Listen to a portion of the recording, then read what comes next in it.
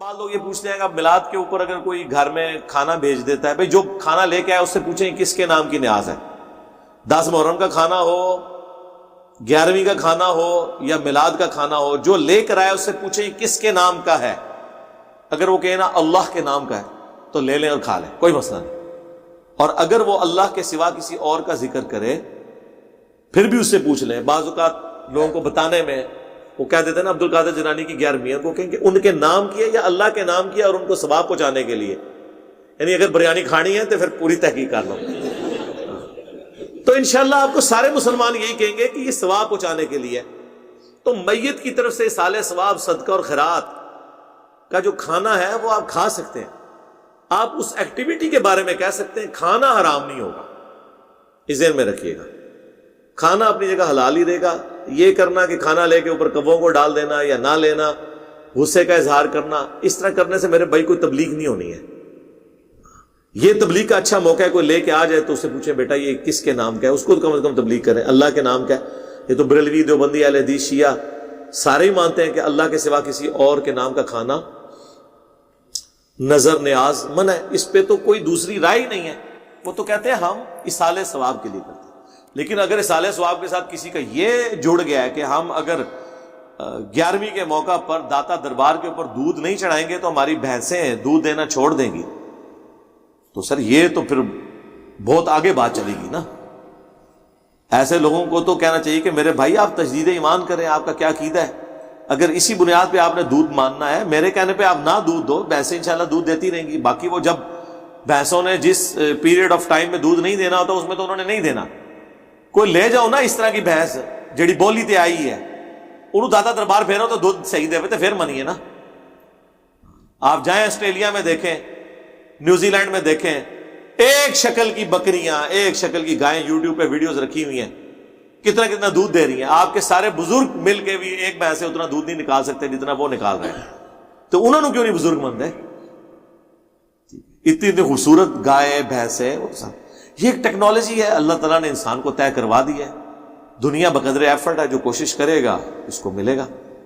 تو میں نے کوشش کی ہے کہ اس حوالے سے جتنی باتیں بھی ربیع الاول کے حوالے سے پوچھی جاتی ہیں، میلاد کے حوالے سے، ان کو بیان کر دوں۔ باقی میں کبھی بھی ہارڈ سٹانس نہیں لیتا، کیونکہ آپ یہ ذہن میں رکھیے گا کہ آپ جس ملک میں رہ رہے ہیں وہاں پر صدیوں سے ان چیزوں کو نبی علیہ السلام کے ساتھ عقیدت کے ساتھ لوگوں نے جوڑا ہوا ہے، لہذا کوئی یہ حرکت نہ کرے کہ کوئی میلاد کا جھنڈا پھاڑ دے، کوئی ضرورت نہیں ہے۔ کہیں پہ لائٹنگ ہوئی ہوئی ہے اس کو خراب کر دیں، کوئی ضرورت نہیں۔ میں آپ کو اپنا بتاؤں، جب میرے بچے چھوٹے چھوٹے تھے نا تو میلاد کے ظاہر مہینے میں تو پورا کلچر ہے سب کانٹیننٹ کا، آپ کیا بچوں کو لائٹنگ کرنے سے، جھنڈیاں لگانے سے روک سکتے ہیں؟ مجھے بتائیں۔ تو میں خود انہیں پیسے دیتا تھا، وہ ظاہر پیسے مانگتے تھے کہ ہم نے بھی جھنڈیاں لگانی ہے، میں کہتا ٹھیک ہے لگا لو، لیکن اب جب تھوڑا سا استعمال ہے، میں نے انہیں منع نہیں کیا، وہ خود ہی پوچھتے ہیں کہ بابا یہ، اب ظاہر ہے وہ جب بندہ ویڈیوز دیکھتا ہے اس کو آئیڈیا ہوتا ہے کہ نبی علیہ السلام نے، صحابہ نے یہ کام کیا نہیں۔ اب اس دفعہ میلاد آیا ہے تو اب انہوں نے کوئی ڈیمانڈ نہیں کی ہے کہ ہم نے لگانا ہے نہیں لگانا، خود بخود۔ آپ نے نیگیٹو سائیکالوجی کبھی ڈیولپ نہیں ہونے دینی، اس کا فائدہ یہ ہوگا کہ نفرت نہیں آئے گی کسی کے دل کی۔ میرے پاس وہ محلے والے کچھ کٹھے ہو کے آگے، جی ہم نے جھنڈیاں لگانی ہے تو چندہ چاہیے، میں نے کہا یہ لو یار لگاؤ۔ اگر میں اس کے بجائے ہارڈ سٹانس لے لوں، آج ان میں سے کئی بچے ہیں جنہوں نے حق قبول کر لیا، ٹھیک ہے۔ میرے گھر آج سے 20 سال پہلے کوئی 1.5 لاکھ روپے کا میں نے سامان، آج کا سمجھ لیں 1 ملین کے قریب وہ بنتا ہے، میں نے سامان میلاد کا میں نے اپنا ذاتی بنوایا ہوا تھا، جو ہم اپنا چوک سے جاتے تھے۔ اور یقین کریں ہمیں کبھی یہ وسوسہ بھی نہیں آیا تھا کہ ہم غلط ہیں، اور اللہ کے فضل سے کبھی یہ بھی وسوسہ نہیں آیا تھا کہ ہمارے علاوہ کسی نے جنت میں جانا ہے۔ تو جو جدھر لگا ہوا ہے نا میرے بھائی، وہ جذبات کے ساتھ لگا ہوا ہے۔ ہدایت مل جاتی ہے اگر آپ ہدایت کا دروازہ بند نہ کریں، خدا کے لیے کسی سے نفرت نہ کریں، پیار محبت سے۔ اب دیکھیں ہماری اس دعوت سے سب سے زیادہ اگر کوئی چینج ہوئے ہیں نا، بریلوی ہوئے ہیں، شیعہ ہوئے ہیں، دیوبندی ہوئے ہیں، اہل حدیث ہوئے ہیں، بلکہ 2 فرقے تو موقع گئے ہیں، اہل حدیث اور شیعہ، کیونکہ اہل حدیث جو ہوتا تھا وہ بریلوی سے تحقیق کر کے ہوتا تھا۔ اب کوئی بریلوی اگر تحقیق کرتا ہے تو وہ اہل حدیث نہیں ہوتا، کیونکہ اسے یہ پتہ ہے کہ اہل حدیث میں وہ خامیاں موجود ہیں جو انجینئر صاحب ہائی لائٹ کر رہے ہیں، جو ان کو ویسے ہی نہیں اچھی لگتی، یعنی یزیدیت اور ناسبیت۔ اسی طریقے سے اہل تشیع میں جتنے پڑھے لکھے لوگ تھے وہ پہلے ہی تنگ تھے کہ یہ صحابہ کرام پہ اعلانیہ سب و شتم کرنا اور عجیب قسم کی یہ ٹیبوز والی ایکٹیویٹیز کرنا، ٹھیک ہے، اپنے آپ کو زخمی کرنا اور پوری دنیا میں اسلام کی بدنامی کا باعث بننا، ٹھیک ہے۔ وہ ایک اہل تشیع عالم کو میں ٹی وی پہ سن رہا تھا، وہ کہتے ہیں کہ جب یہ ہمارے لوگ گستاخانہ کارٹونز کے اوپر اپنی املاک کو نقصان پہنچاتے ہیں، گاڑیاں توڑتے ہیں، موٹر بائک توڑ دیتے ہیں، مشینیں اے ٹی ایم کی توڑ دیتے ہیں، لوٹ لیتے ہیں، تو غیر مسلموں کو کیا امیج جاتا ہوگا کہ اسلام تو امن کا دین ہے اور اس میں اس قسم کی بدامنی۔ تو میں نے کہا تھا سر جان کی مان پائیں تو ہم بھی عرض کریں کہ جب آپ اپنے آپ کو چھریاں مارتے ہیں بجائے کسی یزیدی کو پکڑ کے چھری مارنے کے، وہ بھی نہ ماریں، اسے علمی چھریاں ماریں جو ہم نے ماری ہیں، ٹھیک ہے۔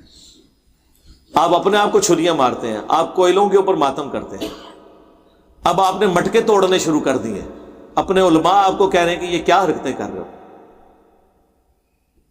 زنجیر زنی کرتے ہیں، گھوڑے کے نیچے سے گزرتے ہیں، جھولے نکالتے ہیں، تو کیا غیر مسلم اس وقت نہیں سوچتے ہوں گے کہ اسلام ان رسومات کا نام ہے؟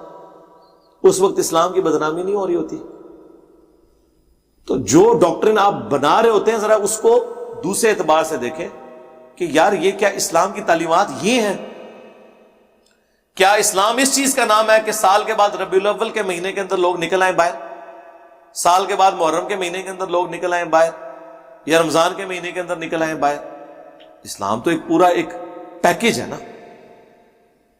اللہم من احییتہ منا فاحیہ علی الاسلام ومن توفیتہ منا فتوفہ علی الایمان، رضیت باللہ ربا وبالاسلام دینا وبمحمد نبیا ورسولا، آمین۔ سبحانک اللہم وبحمدک اشہد ان لا الہ الا انت استغفرک واتوب الیک وما علینا الا البلاغ المبین۔ جزاکم اللہ خیرا۔